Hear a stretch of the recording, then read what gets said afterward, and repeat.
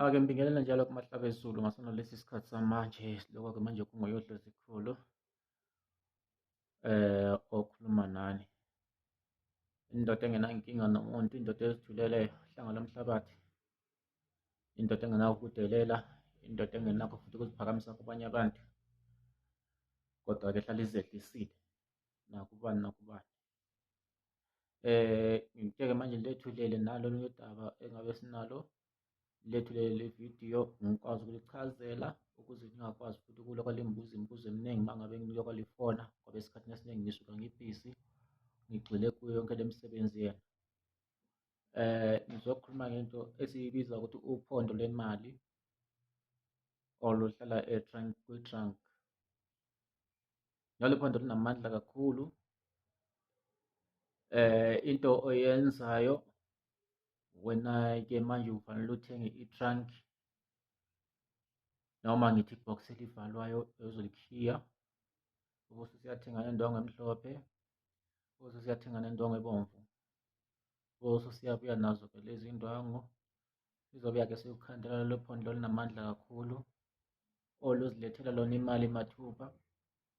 Kathi-ke wena okwenza uyalutshela, uluthume inani lemali oyifunayo, bese luyahamba-ke manje lusebenze, luyavuswa lusebenze, likunikeze-ke manje imali, ukwazi nawe ukuba nenjabulo phezulu kokuphila kwakho.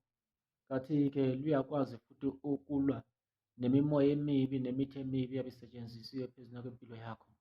So yingakho-ke ungathola ukuthi usuhambile izindawo eziningi noma wabamba lokhu nalokhu uthola ukuthi akusebenzi, kodwa lolu phondo luzokwazi ukukusiza kuzo zonke lezi nkinga osuke ubhekane nazo, ngoba luyalwa nezinkinga zonke ezimbi ezenziwe kuwe, bese luyakwazi ukuthi futhi likunikeze umcebo onamandla kakhulu.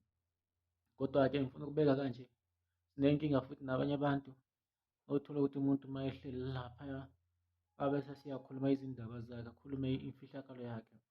Akulunganga khona lokho ukukhuluma imfihlakalo yakho kwabanye abantu. Imfihlo yakho yimfihlo yakho. Ungathi mina ungibona nginje nginokuthi engakuthatha kuzibani.